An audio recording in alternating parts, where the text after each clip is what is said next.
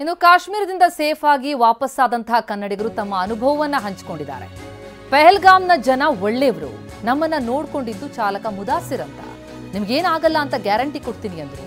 ಇದಂತ ಪಹಲ್ಗಾಮ್ನಲ್ಲಿ ತಮಗಾದಂತಹ ಅನುಭವ, ಅಲ್ಲಿನ ಸ್ಥಿತಿಗತಿಯನ್ನ ಬಿಚ್ಚಿಟ್ಟಿದ್ದಾರೆ ಕನ್ನಡಿಗ ಗಣೇಶ್. ಜೊತೆಗೆ ವಾಪಸ್ ಸೇಫ್ ಆಗಿ ಬಂದ ಹಿನ್ನೆಲೆಯಲ್ಲಿ ಕರ್ನಾಟಕ ಸರ್ಕಾರ ಮತ್ತು ಸಿಎಂಗೆ ಧನ್ಯವಾದ.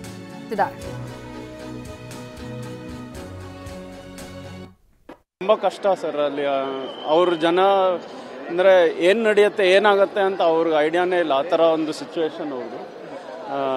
ಯಾಕಂದರೆ ವೆದರ್ ಕೂಡ ಅನ್ಸರ್ಟನಿಟಿ, ಈ ಥರ ಇನ್ಸಿಡೆಂಟ್ ಕೂಡ ಅನ್ಸರ್ಟನಿಟಿ. ಬಟ್ ತುಂಬ ಒಳ್ಳೆ ಜನ ಸರ್ ಅಲ್ಲಿ.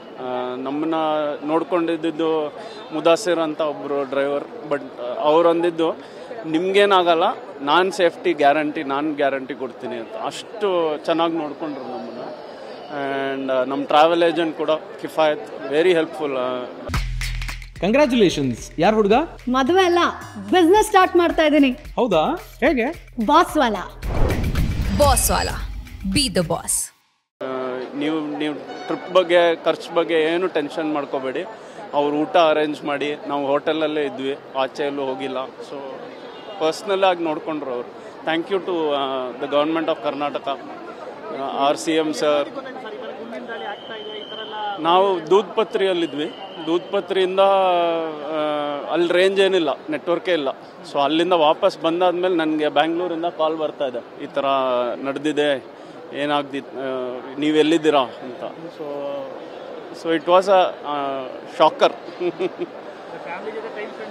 ಅದೇ 9 days ಟ್ರಿಪ್ ಇದ್ದಿದ್ದು, ಕಟ್ ಶಾರ್ಟ್ ಆಯಿತು. Thanks to the government of Karnataka, government of India, our CM sir for arranging this flight. We are 4 of us. We went as 4, we are back as 4. It's because of the government of Karnataka today. Thank you. Santosh Lad sir.